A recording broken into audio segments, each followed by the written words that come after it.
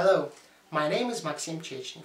I live in Russia, I'm a student, and I also worked as an instructor in logic and memory development. I work with children. I teach them to solve the Rubik's Cube. My personal record in solving the Rubik's Cube is 12 seconds, but I can also solve it in very unusual ways. For example, with just one of my hands. Something like that.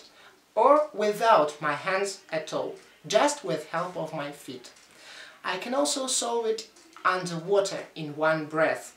With this act I performed in Russia's Got Talent a few years ago.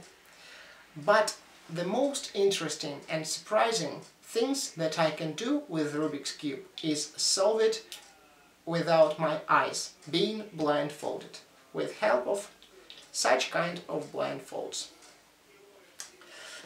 I also have different puzzles that are in some ways similar with ordinary Rubik's Cube, but in other ways they are much more difficult. For example, this is the Rubik's Cube 8 by 8. In comparison with an ordinary Rubik's Cube 3 by 3, it looks much more difficult to solve. I also have puzzles that have very unusual and very difficult structure. They are also much more difficult than an ordinary Rubik's Cube. I would like to take part in France's Got Talent because of some reasons, and the main of them is the fact that lots of people have ever heard about these puzzles, lots of people have ever tried to solve it, but very few people know that it's possible to solve it in such surprising ways. Very few people know that it's possible to create mosaics with help of Rubik's Cubes.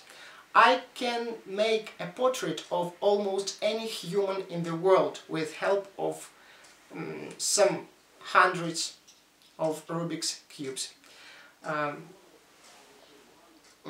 Also, I wanted to show people that this ordinary, at first sight, puzzle is not just a puzzle and not just a toy for children.